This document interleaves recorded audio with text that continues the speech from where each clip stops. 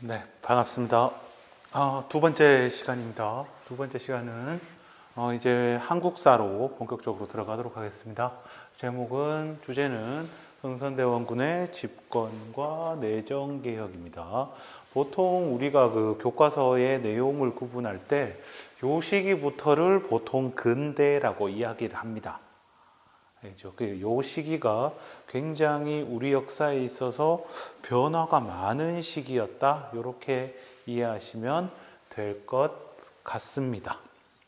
네, 당장 처음부터 우리가 훑고 지나가는 게 아니고 어떻게 보면 여러분들 입장에서는 교과서 중간에 지금 갑자기 펴가지고 하는 상황이기 때문에 조금 어려움이 있을 것도 같지만 중학교 때 그만큼 좋은 선생님 밑에서 잘 배웠다고 생각을 하고 진행을 하도록 하겠습니다. 물론 이해가 잘 안 된다, 잘 모르겠다, 기억이 나지 않는다, 어렵다 하는 게 있다면 언제든지 부담 없이 저한테 물어보시면 최대한 성의 있게 이야기하도록 하겠습니다. 네, 이제 시작해 보겠습니다. 자, 흥선대원군의 집권과 내정개혁입니다. 자, 대원군이라는 말이 나와요. 대원군. 조선의 역사에 대원군이라면은 4명 정도가 4명이 있습니다. 덕흥대원군, 그다음에 정원대원군, 전개대원군, 그리고 흥선대원군. 이렇게 4명의 대원군이 있는데요. 특이한 거는 흥선대원군 같은 보통 이 대원군이라는 칭호가 어떻게 주어지냐면은 왕의 친아버지에게 주어지는 칭호가 대원군입니다. 근데 왕의 친아버지라고 한다면 조선의 왕들 중에 대부분 어떤 사람이겠어요? 왕이죠, 왕이죠. 그러니까 왕이 된 거죠. 그죠? 왕의 아들이니까 왕이 된 거지. 근데 단순히 왕의 친아버지를 얘기하는 게 아니고 왕의 친아버지면서 이 친구가 왕이 아닌 친구를 대원군이라고 합니다. 그러니까 이런 경우가 있겠죠. 왕이 죽었는데 후손이 없이 죽었다. 그럼 누군가가 왕을 해야 될 거 아니에요. 그렇다고 해서 갑자기 야, 너 왕 해라 하는 건 또 조선의 또 왕실 법도상 안 되거든. 결국 이 친구는 이제 왕의 양자로 드리는 절차를 밟는다든가 이런 식으로 해서 왕이 되는데 그렇다고 해서 자기를 낳아준 친아버지를 그냥 무시할 수 있느냐? 그건 아니거든. 그래서 별도의 칭호를 붙여주는 거죠. 대원군이라고. 그죠? 아까 대원군이 4명이나 있었다라는데 놀란 친구들이 있을 텐데 당연하죠. 보통 이 대원군이라고 하면은 누구를 가리키느냐? 이 흥선대원군을 가리킵니다. 왜? 아까 4명 가운데 3명은 죽은 후에 이 칭호를 받았고요. 요 흥선대원군만이 살아있으면서 요 대원군이라는 칭호를 받은 겁니다. 이해갑니까? 그래서 보통 우리가 대원군 하면은 흥선대원군을 의미합니다. 알겠죠? 고종의 아버지죠. 고종의 아버지. 그죠? 이단원 이단원의 거의 모든 내용이 고종과 관련이 있다라고 생각하시면 돼요. 네. 그래가지고 이제 본격적으로 시작을 해볼 텐데요. 먼저 이 흥선대원군이 권력을 잡았을 당시의 상황입니다. 19세기 전반, 그러니까 1800년대가 되겠죠. 1800년. 1800년대 전반의 어떤 국내 상황에 대해서 이야기를 할 겁니다. 기본적으로 이야기하자면 이때가 정치 상황이 좋아요, 안 좋아요? 네, 안 좋을 때입니다. 정조 이후에 어린 왕들이 계속 즉위를 하면서 왕실의 외척 혹은 특정 가문에 의해서 정치가 좌우되는 그런 형태의 모습이 나타나게 됩니다. 그것을 우리는 세도 정치라고 이야기를 했었죠. 그래서 대표적인 가문이 풍양조씨, 안동김씨 이런 친구들이 있다 라고 해서 이때 중학교 때 배웠을 때 안동김씨 나왔다고 와 안동이다 라면서 되게 설레했던 그런 기억이 날 겁니다. 요 세도 정치를 하게 되죠. 근데 이 세도 정치를 하게 되면서 정치가 어때요? 잘 돼요? 안 돼요? 잘 안 됩니다. 정치 잘 안 돼요. 왕권은 약화되고요. 왕권은 약화되고, 왜? 왕은 어린데다가 얘들이 뭐 자기 마음대로 다 하니까, 그죠? 그리고 농민 생활도 별로 안 좋아요. 그래서 이때 나타나게 되는 사회 현상이 어떤 게 있었어요? 농민들 삶을 힘들게 만들었던 거. 삼정의 문란이다 하는 게 있었죠. 삼정의 문란이다. 그죠? 왜 그러면 이런 현상이 일어나느냐 하면은 이 세도 정치를 하면서 이 친구들, 뭐 안동김 씨나 풍양조 씨나 이런 친구들 자체가 원래 애초에 야, 내가 나라를 위해 크게 한번 봉사해 봐야겠다, 이런 생각으로 정치한 애들이 별로 없다는 얘기죠. 전부 자기들 돈 벌고 자기 부자 되고 권력 쥐고 이렇게 하기 위해서 했단 말이죠. 그래서 이 친구들이 뭘 합니까? 관직을 사고 파는 나쁜 행위를 하지요. 그걸 뭐라 불러요? 매관매직. 그죠? 옛날에 한 3, 4년 전 선배들 같은 경우는 이거 나올 때마다 얘들아 매관매직 매직 하면서 경망스럽게 그랬는데, 어느 순간부터 그 노래를 아는 친구도 없고 그냥 그렇다. 관직을 사고 팔았다. 그지? 그래가 내가 관직을 샀단 말이에요. 그죠? 내가 관직을 사서 들어왔어요. 보통 2만 양, 4만 양 같으면 지금 돈으로 하자면 거의 8억 막 이 정도 다니거든요. 1량에 한 2만 원, 4만 원 치면 4억, 8억 이 정도 돈을 주고 내가 예를 들어 안동에 들어왔다는 얘기죠. 그럼 내가 그 돈 주고 들어왔는데 안동에 와가지고 야, 정치 한번 잘해봐야겠다, 백성들을 위해서 한번 내가 살아봐야겠다, 이런 생각하는 친구들이 있을까요? 없을까요? 없죠. 뭐 하겠어요? 내가 이만큼 돈을 주고 왔으니까 어떻게 해서든지 쥐어짜서 본전을 찾아가야지. 그러면서 이 친구들이 쓰는 수단이 뭡니까? 삼정의 문란이라고 해서 세금을 거두는 데 있어가지고 나쁜 짓을 하지요. 그죠? 그 삼정이라는 거는 뭐가 있었어요? 전정, 토지 세금이었던 전정, 그 다음에 군역, 군정, 그리고 황곡을 나타내는 환정. 요거를 갖다가 아주 나쁘게 불법적으로 세금을 거두는 거죠. 나쁜 짓을 하는 거죠. 근데 그렇다고 해서 백성들이 저항할 수가 있어요? 없어요? 저항은 하겠죠. 왜 이렇게 합니까? 하면서 나라에 투서도 던져보고 얘기도 해보고 하는데 될까요? 안 될까요? 안 되죠. 왜? 위에 올라가도 맨 같은 사람들이 있으니까. 그러니까 농민들은 살기 어려워지고 어디 얘기할 데도 없고 하니까 뭐가 일어나는 겁니까? 농민 봉기가 일어나는 거죠. 농민들이 들고 일어나는 거지. 그러면서 나타나게 되는 현상들. 그래서 나오는 그 대표적인 19세기 전반 1800년대에 1800년대에 농민 봉기 어떤 게 있어요? 홍경래난, 그리고 임술 농민 봉기. 1811년, 1862년 이렇게 되죠. 그죠? 농민 봉기가 일어나게 되고, 또 어려운 삶에서 이 어려운 삶을 극복하기 위해 어떻게 해야 될 것인가? 새로운 종교를 찾죠.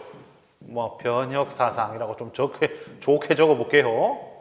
변혁 사상이 확산된다.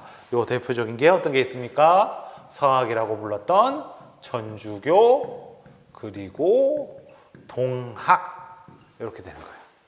그러니까 19세기 전반의 국내 상황이 이렇다 하는 얘기예요. 그래서 이 조선이라는 나라가 제대로 되려고 하면은 어떻게 해야 돼요? 여기 나오는 이런 문제점들을 어떻게 고쳐 나가야 되는 거야. 조선을 환자라고 한다면 병이 이런 병들을 앓고 있는 거죠. 그러면 의사가 돼가지고 어떻게 해야 돼요? 하나하나 치료를 해야 되는 거죠. 그 치료를 하려 했던 사람이 누구다? 흥선대원군이다. 이렇게 이해하시면 되겠습니다. 되지요? 자, 그런 상황 속에서 이제 왕한테도 이제 일이 생기는 거죠. 그죠? 철종이 사망을 합니다. 1863년. 철종이 뭐 보통 뭐 붕어했다 뭐 이런 말을 쓰는데 뭐 지금이 뭐 왕조 시대도 아니니까요. 그죠? 그냥 다 일반인이잖아. 뭐 왕은 무슨 일반인이지. 그죠? 그렇습니다. 근데 철종 자체도 뭐 들어서 아는 친구들도 있겠지만 이 친구도 원래 왕이 될 운명이 아니었는데 어떻게 하다 보니까 뭐 이래 된 거죠. 그죠? 뭐 보통 이제 효종 이후로부터, 그 인조 때 이후로부터 그 자손들이 굉장히 자녀들이 많이 없어요. 쉽게 말하면 아들이 많이 없죠. 그 아들이 없어가지고 고생해요. 그 전에 팔남, 18남, 이렇게 낳던 아들들이 이제 좀 귀해지게 됩니다. 그래서 철종도 그 아들이 없어가지고 저 원래 강화도에 있던 아를 갖다가 데리고 왔잖아요. 철종도 마찬가지예요. 철종은 근데 애는 되게 많이 놓습니다. 5남 6녀를 놓는데 얘들이 거의 대부분 다 어려서 죽어요. 딸 한 명만 조금 오래 산다 하면 오래 사는데 그 친구도 14살, 15살에 죽어요. 그 친구가 누구냐 하면 나중에 나올 그 박용효의 부인이죠. 박용효. 나중에 나올 겁니다. 박용효 갑신정변이라든가 이런저런 뒤에 우리 근대사에 있어가지고 많은 일을 한 사람이니까 많이 나올 거예요. 그래서 결국 철종이 이마에 애를 놓고 애를 하는데 다 뭔 일인지 어려서 다 죽고 결국에는 또 아들이 없어졌다 하는 얘기지요. 그러면 문제인가? 그러면 누구를 갖다가 왕으로 삼아야 되는가 하면서 왕족들을 찾기 시작한 거죠. 찾는다기보다는 조선왕실에 그런 데이터 정도는 이미 다 준비가 되어 있습니다. 그러다가 누구를 선택했느냐? 흥선군의 차남이었던 흥선군의 둘째 아들이었던 명복이를 지명하게 되는 거죠. 명복이가 결국에는 즉위를 하게 됩니다. 이 친구가 누구? 고종이 됩니다. 이때 나이 몇 살? 12살. 12세에 명복이가 즉위를 하게 됩니다. 그러면서 흥선군이 뭐가 된 거야? 흥선대원군이 된 거죠. 알겠죠? 그러니까 그럼 어떻게 하다 이렇게 됐느냐? 굳이 따지자면 철종이랑 얘는 가족 관계가 어떻게 얽혀있냐면 17촌 관계예요. 여러분 17촌 알아요? 8촌만 요즘 6촌만 넘어가도 잘 모르지 않나? 보통 4촌 여기에서 보통 정리되잖아. 근데 17촌이에요. 엄청 먼데 이 사람을 이렇게 삼을 수밖에 없는 이유가 있었던 거지요. 유일하게 이제 왕족이라고 이때 당시에 좀 불릴만 하다, 남았다 하는 사람들은 예전에 그 사도세자, 알죠? 그 되게 불쌍하게 갇혀 죽었던 그 사람. 그죠? 요 자손들, 여기가 좀 아들이 좀 많았어요. 그러다 보면 정조가 있겠고, 그지? 그 밑에 보면 은언군, 은신군, 은전군 이런 식으로 이제 3명의 서자, 그러니까 후궁 쪽에서 나온 아들들이 있었는데 철종만 해도 요 은원군 쪽 계열이고, 그지? 근데 이 은원군 쪽 계열이 이제 거의 나중에는 아들이 하나 있긴 있는데 그 친구는 하나밖에 없어가지고 이제 장손으로서 이제 제사를 모셔야 되니까 얘를 갖다가 왕으로 땡겨올 수가 없는 상황이었던 거라. 그러면 이제 있는 거라고는 이제 은신군이 있는데, 은신군은 요 아들이 남면군이라고 있었고요. 요 남면군의 아들이 4명이 있었어요. 4명이 있었는데 그 중에 막내가 이 흥선군입니다. 흥선군이에요. 흥선군. 그래가지고 사실 여기에서 골라야 돼요. 남영군은 나중에 오페르트 도굴 사건의 어떤 주 무대가 되는 무덤 주인이 이 남영군입니다. 그러면 결국에 요 자식들 가운데서 왕 될 사람을 찾아야 되는데, 그죠? 예. 그 흥선군의 여기의 자식대. 그렇다고 해서 이제 왕을 올리는데 그러면 흥선군을 데리고 가면 되지 않느냐라고 하겠지만 뭐 일단 그 왕실 계보상에서 자기보다 윗대를 선택할 수는 없어요. 자기보다 아랫대를 선택해야지. 그렇다 보니까 얘들의 자손들을 갖다가 이렇게 뽑아올 수밖에 없었는데 왜 하필 막내였던 흥선군의 그것도 둘째 아들인 명복이가 왕이 됐느냐라는 데 있어가지고는 흥선군이 어느 정도 로비를 성공한 거지요. 로비를 성공한 거지. 당시 이제 이런 거를 그러면 선생님 그럼 이런 건 누가 정합니까? 라고 한다면 왕실의 이제 큰 어르신이 정해요. 그때 당시에 왕실의 큰 어르신이라면 흔히 조대비라고 부르는 대왕 대비 조대비가 있었거든요. 요분이 큰 어른이었어요. 이분은 옛날에 그 뭡니까? 효명세자. 여기에 부인이에요. 효명세자 하면 모르지. 이 아가 그 순조의 아들인데 순조. 정조 아들이었던 그 순조. 요 아들이 효명이라.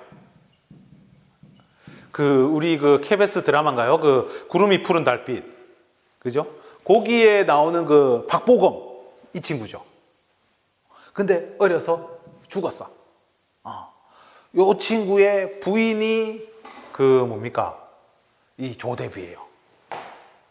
알겠죠? 그러니까 요 아들이 이제 헌종인가 있죠. 헌종인가 있죠. 그죠? 어쨌든 뭐 요분이 어른인데 이 흥선군이 이제 로비를 한 거죠. 따닥 해가지고 내 아들을 해도 이렇게 된 거죠. 뭐 둘 사이에 뭐 어떤 얘기가 오갔는지는 뭐 썰로만 남아 있으니까.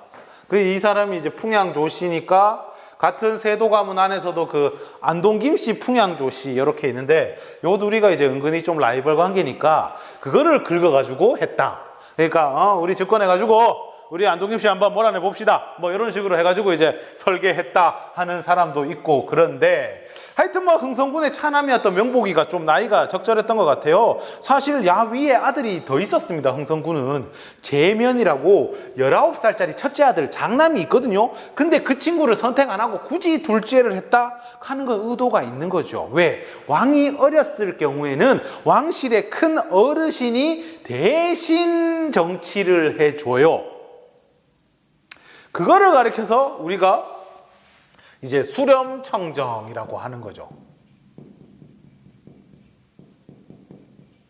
그러니까 적당하게 어린 명복이가 있으니까 어차피 이 친구가 왕이 되면은 수렴청정할 수 있다. 이런 식으로 뭔가 로비가 작용했지 않나라고 생각을 합니다. 어쨌든 그 이후에 이제 명복이가 어리기 때문에 고종이 어리기 때문에 조대비가 뒤에서 약 5년간 수렴청정을 하죠. 하지만 실제 정치는 누가 했다?